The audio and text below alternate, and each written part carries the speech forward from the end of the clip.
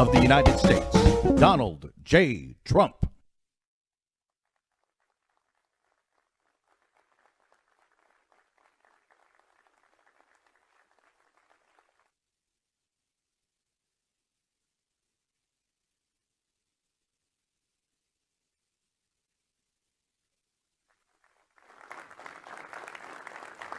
Thank you very much.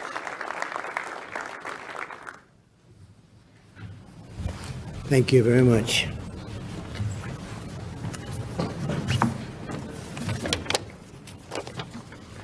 I guess I might begin.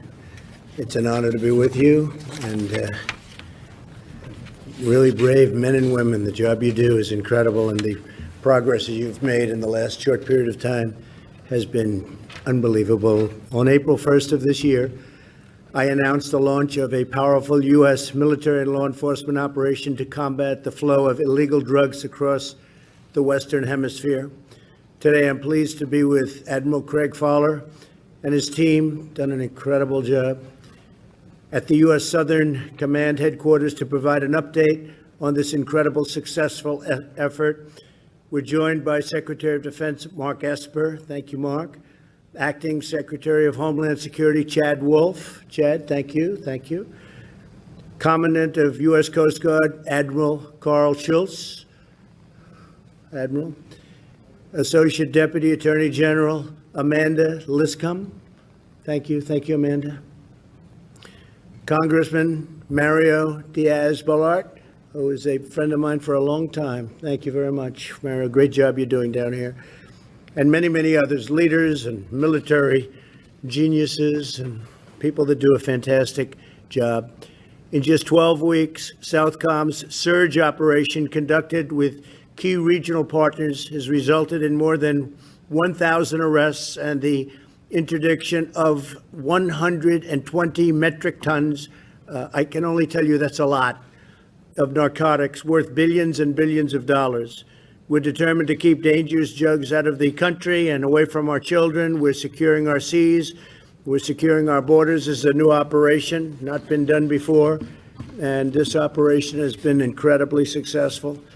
As you know, in the United States, at least before the COVID came to us, the flu, the virus, the China virus, whatever you'd like to call it, it's got many different names. But before it hit, we were doing really well, and we're still doing very well, but now we're getting back on track. Last year, 70,000 precious American lives were taken because of the poison the cartels bring into our country. Under my administration, drug overdose deaths fell for the first time in nearly 30 years, and they fell fairly substantially. Unfortunately, the shutdowns caused by the China virus have led to a recent rise in overdose deaths. Still below the level that they were at, but nevertheless, it went up a little bit. This is one of the reasons that we're working to safely and responsibly reopen our country, reopen our schools, get our country going again 100%. We're setting records on jobs. We're setting records on many different things. We're going to have a great third quarter. Third quarter is going to be tremendous numbers. Fourth quarter, likewise. And next year, economically, will be one of the best years we've ever had. But you'll see the numbers starting to come out really, really high in the third quarter. And you've already seen the record-breaking job numbers. NASDAQ just hit recently about 12 record highs, 12 days record highs. And the other markets are right behind it. They'll be hitting records hopefully very shortly also. That means people have a lot of confidence in what we're doing. With the help of the heroes here at SOUTHCOM, Coast Guard, CBP, DEA, and law enforcement will work relentlessly to seize illegal drugs, arrest vile traffickers. The traffickers are truly vile. They're terrible, terrible people, what they do, mostly to women and children, but women, and dismantle criminal cartels who are responsible for the deaths of thousands and thousands of Americans. I'd like now to introduce Secretary Esper to say a few words. Mark, please. Yes, thank you, Mr. President. Thank you very much, sir. Thank you, Mark. And good afternoon, everyone. It's a pleasure to be here today to discuss the successes of our enhanced counter-narcotics operations in the Eastern Pacific Ocean and the Caribbean Sea. The Department of Defense began this initiative alongside our interagency partners at the President's direction on April 1st as part of our whole-of-government effort to combat the flow of illicit drugs into our country and to protect the American people. Transnational criminal organizations have destroyed far too many American lives by smuggling heroin, cocaine, fentanyl, and methamphetamines into our country, leading to drug overdoses and addiction in our communities. Moreover, the profits derived from these activities support a range of bad actors, from cartels in Mexico to the illegitimate Maduro regime, which continues to oppress the Venezuelan people. Despite the challenges posed by the coronavirus pandemic, our enhanced counter-narcotics operations have shown great success in countering those threats by disrupting the flow of illicit drugs, denying our adversaries financial resources, and strengthening the capacity of partner countries in the region. Since the end of March, we have employed in the U.S. Southern Command area of responsibility 75% more surveillance aircraft and 65% more ships than normal for drug interdiction. These additional assets include 4 Navy destroyers, 5 Coast Guard cutters, and 8 aircraft. Currently, nearly a dozen Navy and Coast Guard ships and over 15 aircraft from across the interagency are supporting our efforts, in addition to security forces deployed to the region. Further, we have successfully engaged and encouraged 22 partner nations to join us in this fight and step up their involvement in drug interdictions. As a result of these enhanced operations, SOUTHCOM and our interagency and international partners have disrupted more than 122 metric tons of cocaine, as well as over 18,000 pounds of marijuana. We denied nearly $2 billion in drug profits, increased our targeting of known smuggling, maritime events by 60%, and neutralized dozens of members of transnational criminal organizations. These efforts have been critical to saving countless American lives and making our communities healthier, safer, and stronger. I want to thank the President, President Trump, for his leadership in bringing us together in support of this critical mission. Thank you, sir. And I am grateful for the hard work of our partners, including the U.S. Coast Guard, the Department of Homeland Security, the Drug Enforcement Administration, the Department of Justice, members of the intelligence community, and support from Congress as well for all of their efforts. Together, we will maintain our enhanced presence in the region, keep the pressure on transnational criminal groups, and protect America and our communities from the scourge of illicit drugs. Thank you.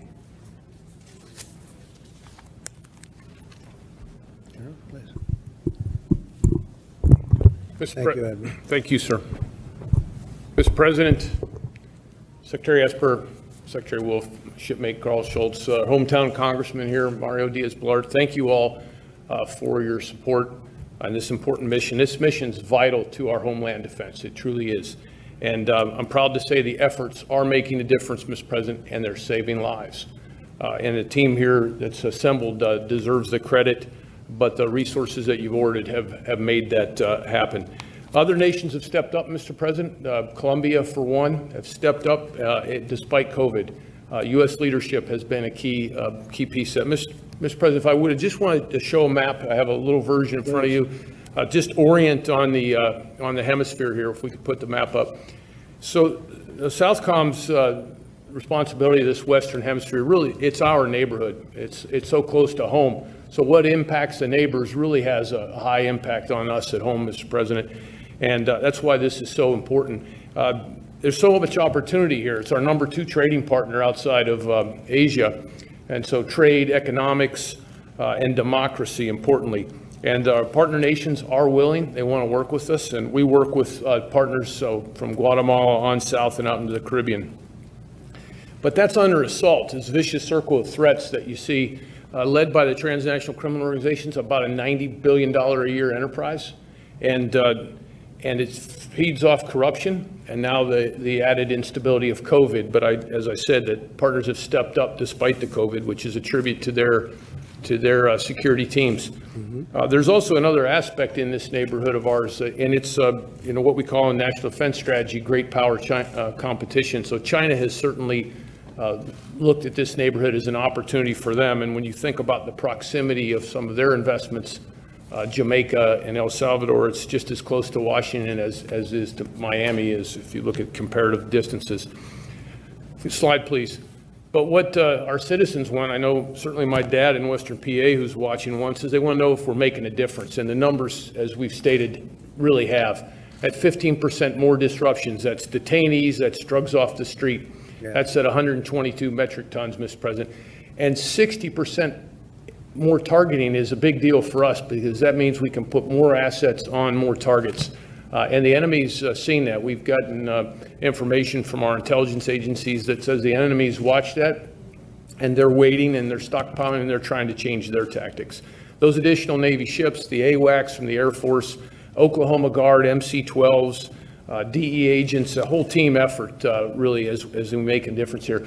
But that 70% partner participation is key, Mr. President. And I think of it this way, you know, on the field to compete when you go to golf or baseball, you want the best players with you. And we certainly have those winners with us here today. Just wanted to introduce you to two, Mr. President. Brigadier General Juan Carlos Correa, if you'd stand up, General. President Duque has sent us his best and paying for it. So he comes here fully paid by Colombia and he works for me. And it's a recognition that Colombia is with us in the Korean War and they're with us today and making a difference. And our Brazilian President Bolsonaro, a very new addition to our headquarters, Major General David, one of the sharpest in Brazilian armed forces, is in our J5 organization. Again, Brazilians paying for him to come here and work for me to make a difference in security. You know, Brazil's been with us since World War II, and our relationship is growing even stronger, Mr. President. And last 2 points, Mr. President, the tactical end of this fight, and you remember being in Key West at Joint Interagency Task Force South JISOL, you rang that bell, right. And the war fighters responsible for that fight, Rear Admiral Doug Fears at the end, commands JIF South, and Master Chief Henry Ledette is the senior enlisted there. They're the ones that are really day in and day out at the tactical edge of this fight, sir. And I'll tell you what, Mr. President, they're ringing the enemy's bell every day, sir. They seem to be. It's a fantastic job. Thank you, you sir. very much. Mr. Congressman, would you like to say something? Thank you. Mr. President, nothing prepared, but I can tell you in my time of Congress, which is now almost 18 years, this region has frankly been looked over. I just barely any attention paid to it. And sometimes when the attention was paid, bad things were done. I will tell you that your administration has emphasized freedom. I want to thank you, by the way, on a personal note, a little bit of a more parochial note, for your emphasis on helping the people of Venezuela regain their freedom, helping the people of Nicaragua regain their freedom, and your solidarity to the people of Cuba, which has been, frankly, like we've never seen. But your leadership here in fighting narcotics coming to the United States is literally saving American lives.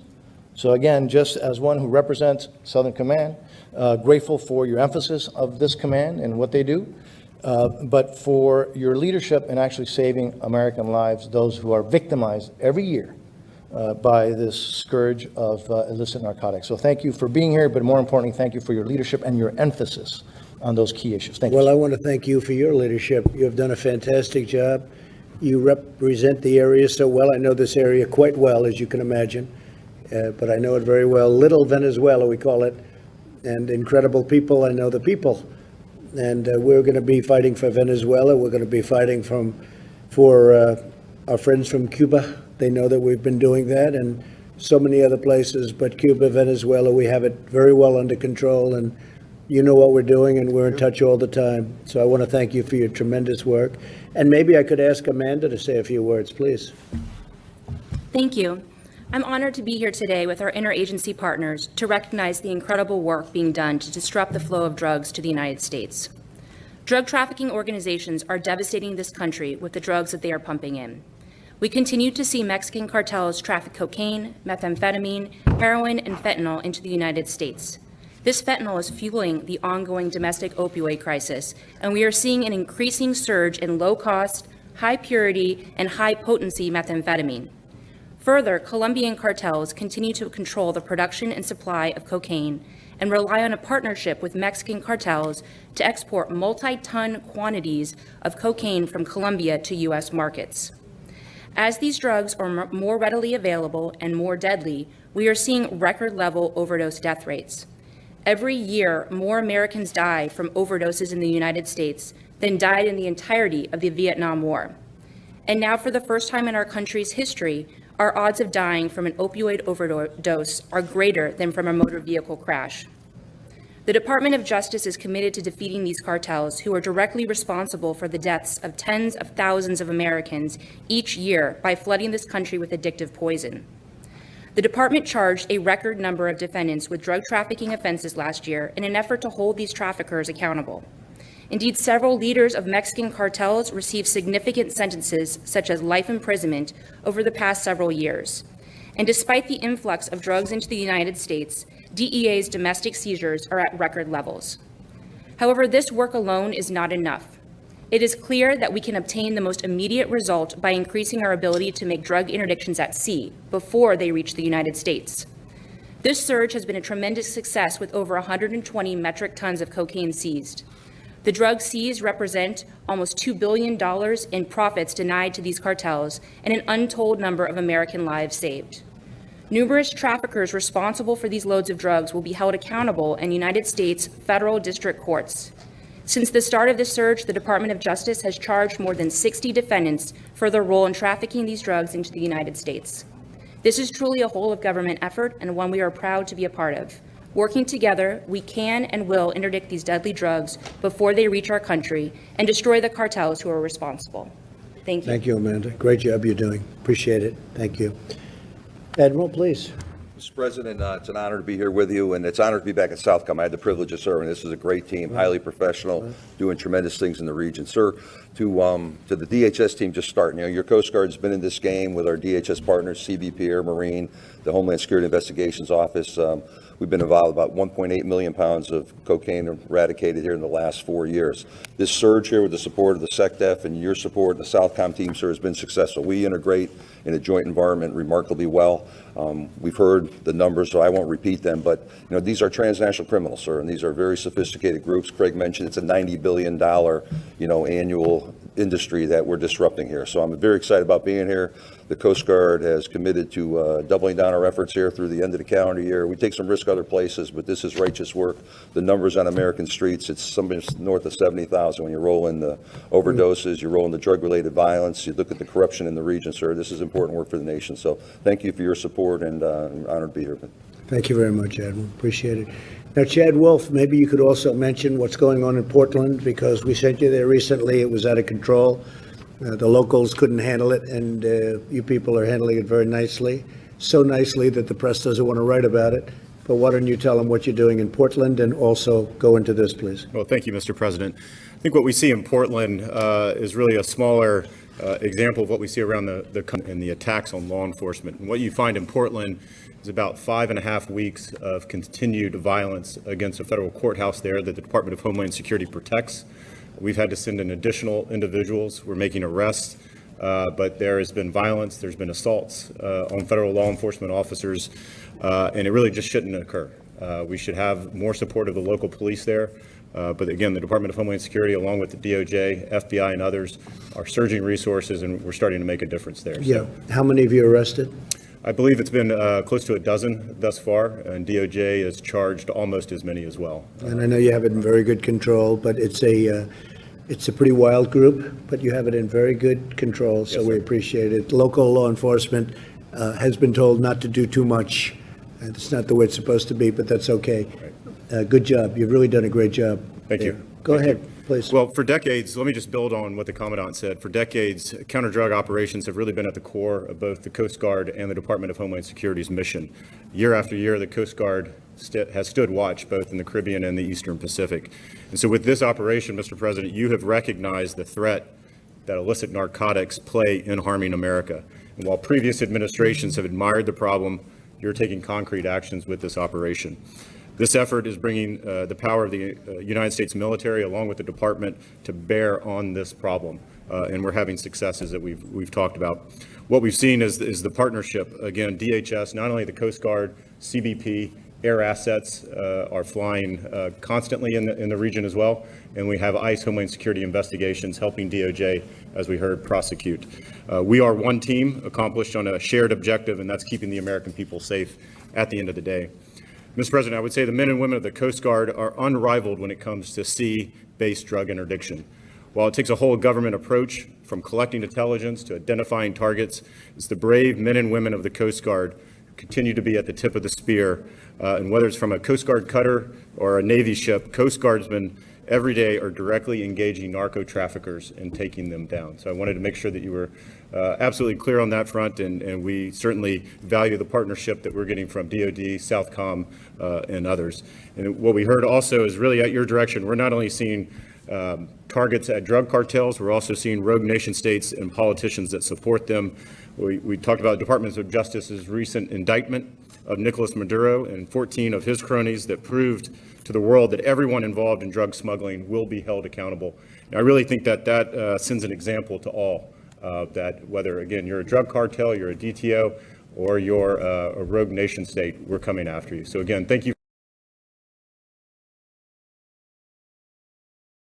for your support. Thank you very much. And I think actions speak louder than words in this case. Thank you, Chad. And the wall is coming along very well. Chad is responsible for supervising that, along with the Army Corps of Engineers, who have been fantastic.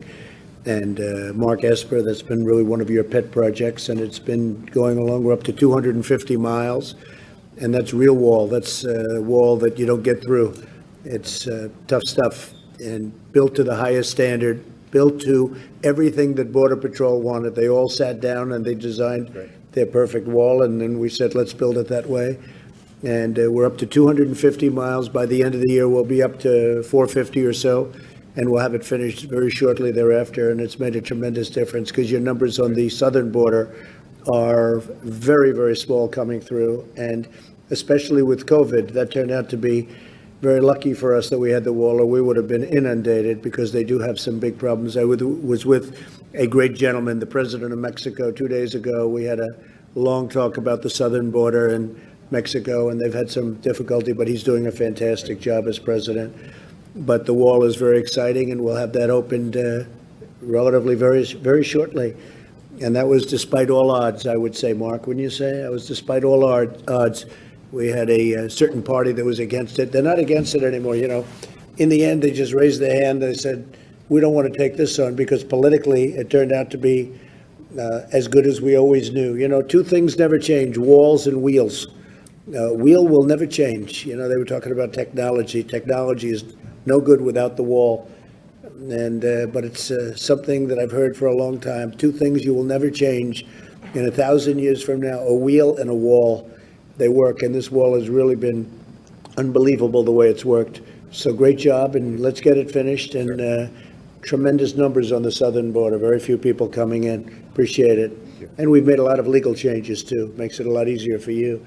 Robert, please. Mr. President, thank you. I want to take folks back to April. The COVID crisis was breaking, and all attention was focused on it. The president had the foresight to launch an enhanced operations to disrupt the flow of dangerous drugs to the United States from narco-terrorists. Our adversaries believed that the United States would be distracted, but Mr. President, you weren't distracted, and I think you remember you sent Secretary Wolf and Admiral Schultz, Secretary Esper, Attorney General Barr, me out to make the announcement on this operation. The traffickers used their funds for nefarious purposes, among them to finance the regime of Nicolas Maduro, the illegitimate regime in Venezuela. And for years, Venezuela has flooded the United States with cocaine. It poisons our communities, and it fuels a dangerous epidemic of addiction that threatens the safety and security of all Americans.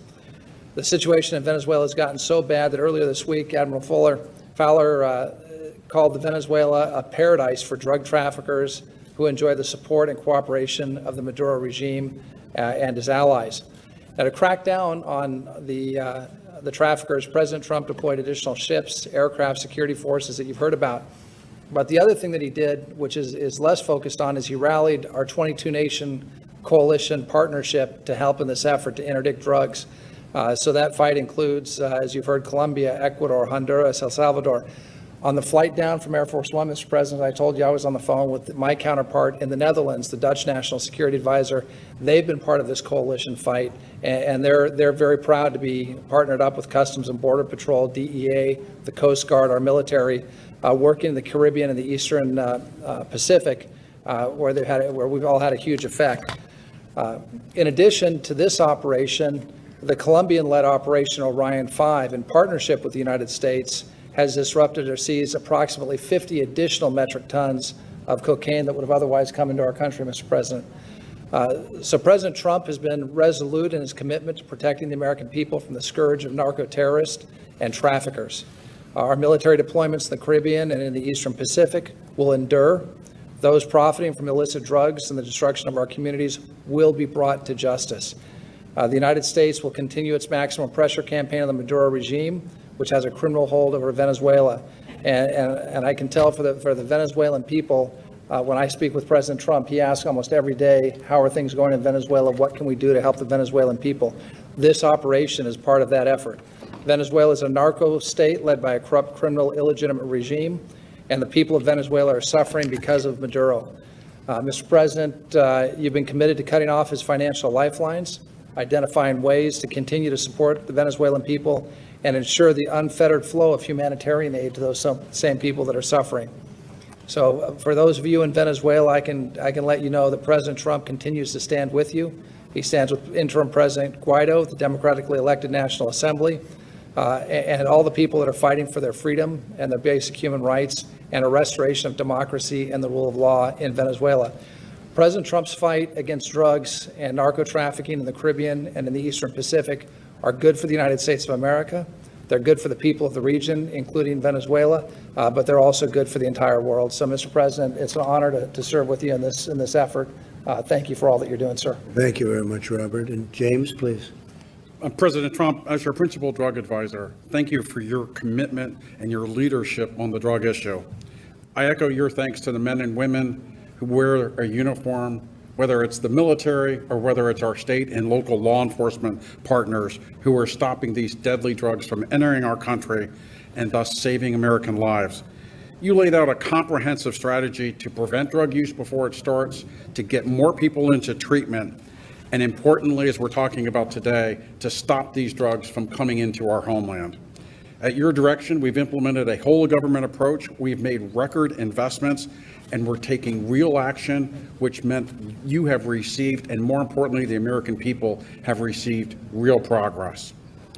We must recognize these drug cartels are trying to take advantage of the pandemic, and you are not letting that happen. You are making certain that those people who are suffering and risk death are making sure that we are taking the steps necessary to protect them.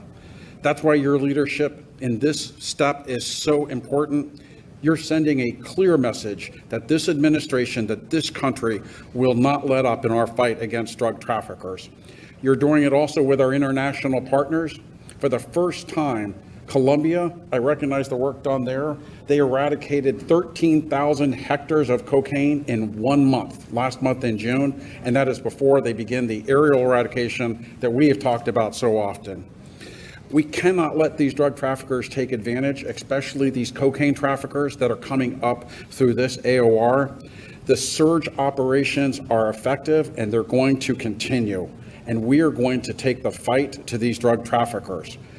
You have relentlessly committed to the American people by making investments of $36 billion for both the military fight, our law enforcement fight, as well as treatment. And of course, one of the signature programs of the First Lady, something that's really been led by Kellyanne Conway, of speaking to the American people about the dangers of drug use. The media campaigns that she and the First Lady have done have really made a huge difference in what has happened. And so I'm very appreciative to be a colleague of hers.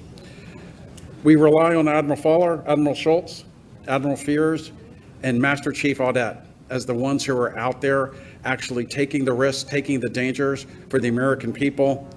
We appreciate what you all are doing, and we urge you to continue to be relentless. Thank you. Thank you very much. And Douglas and Henry, if you'd like to say something, go ahead.